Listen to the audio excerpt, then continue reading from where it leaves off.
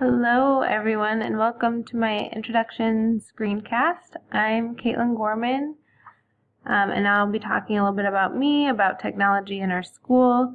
I'll be going through a website that I've been incorporating recently, and then also showing the snipping tool.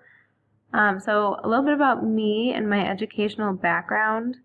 I have a bachelor's in math education from Indiana University. I graduated in 2015, and I currently teach at Oswego East High School. I'm a math teacher. It's my fourth year teaching at this school and overall.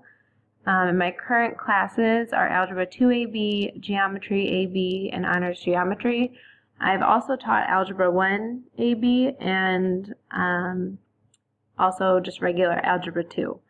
And in the future, I plan on teaching our new transitional math course next year, and who knows what else, it just depends.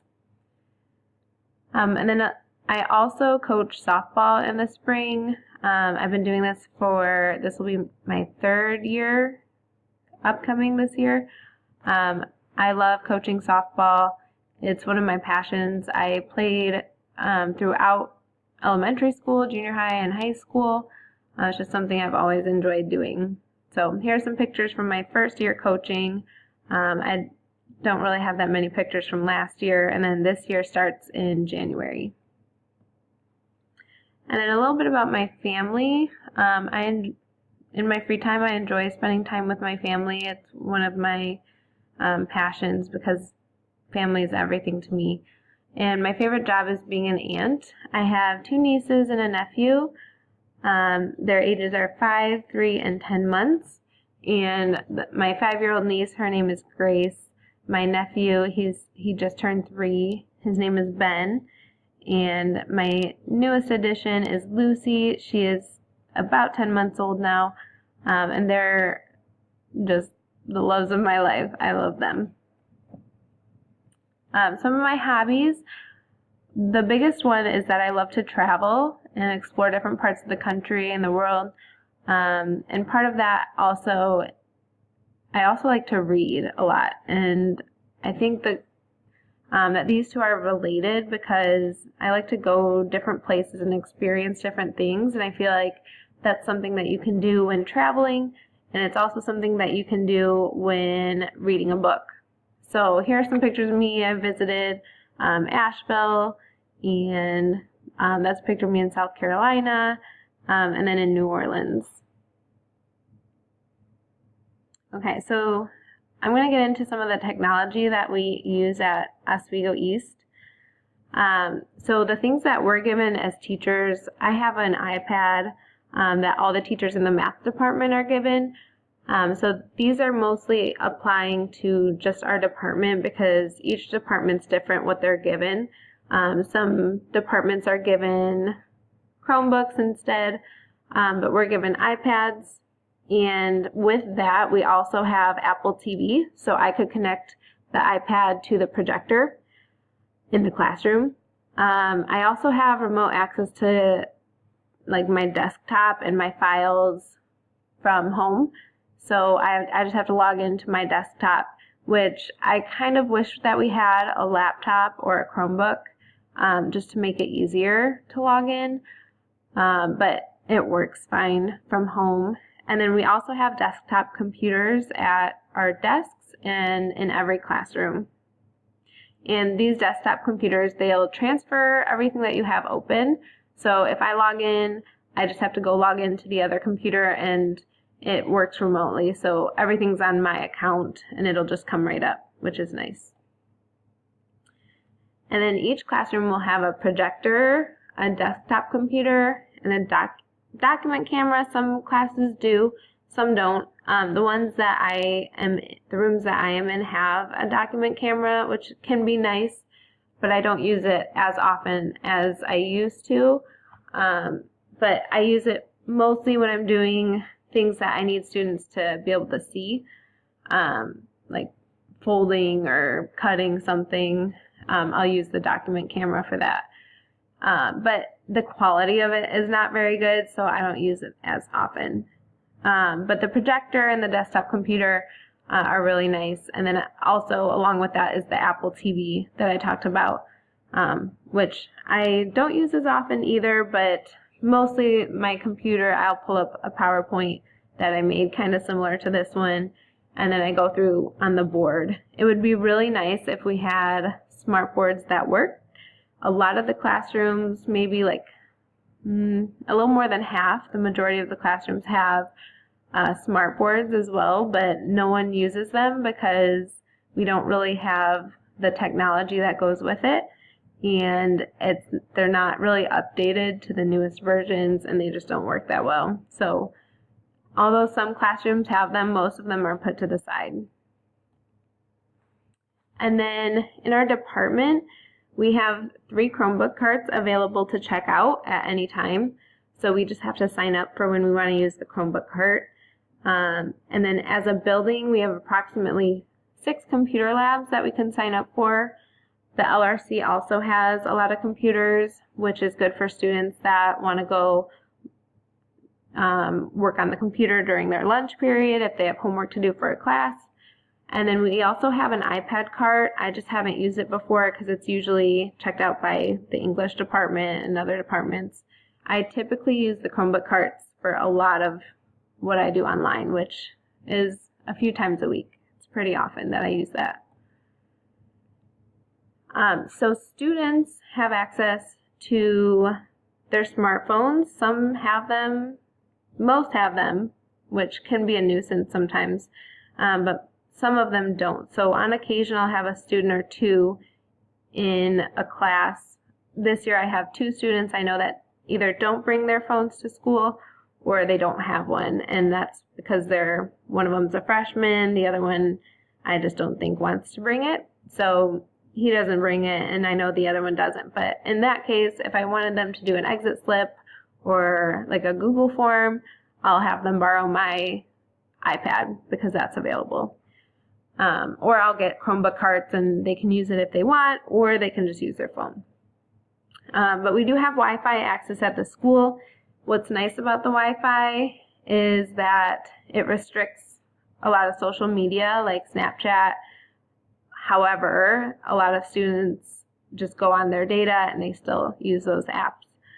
And then graphing calculators are required in our department throughout each level. But again, not all students have access to one or can afford one. So some of them check it out through the school, but again, it's hard to get students to return their calculator contract to actually check one out. So I do have a couple students that are still missing a graphing calculator, which it's been a struggle to get them to make sure they have one, just because they are so expensive and many people can't afford it, or they just don't have time to go out and get one. So that's been kind of a struggle. Okay, so some of the applications and websites that I like to use with students and that I use multiple times throughout a unit, and I'll either check out the Chromebooks or some of these things they can do on their smartphones. So Khan Academy they can do on their smartphone, but I usually get a Chromebook for when I use Khan Academy, and I'm going to talk about how I use that next. And then also I like to use Desmos activities a lot. GeoGebra I don't use as much, but I have used it before. And then Geometer Sketchpad, same thing. I don't use it as much. I like Desmos a lot more because I think it works a lot better for students, and they seem to interact with it better because GeoGebra and GSP require a lot of background knowledge, I think, on how to use the application. So that part is kind of why I've stayed away from those. But also I've used YouTube on occasion to either show a video, a quick clip of maybe like someone shooting a basketball through a hoop to introduce parabolas, small things like that I'll use YouTube for. But again, I don't use that one as often.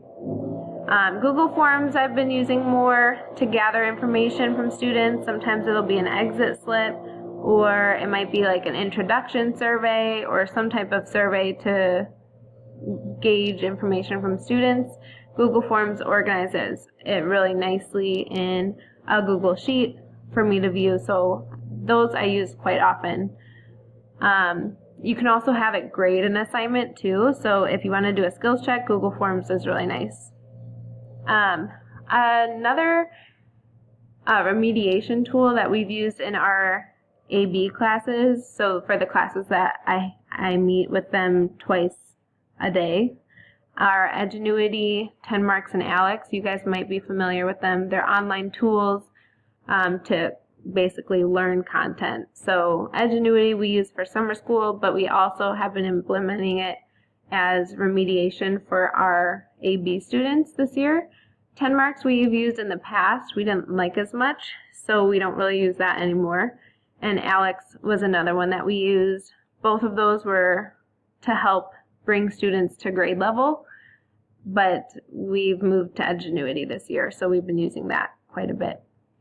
Google Classroom, I make sure all my students are signed up for Google Classroom at the beginning of the year. It's a good way of communicating to students.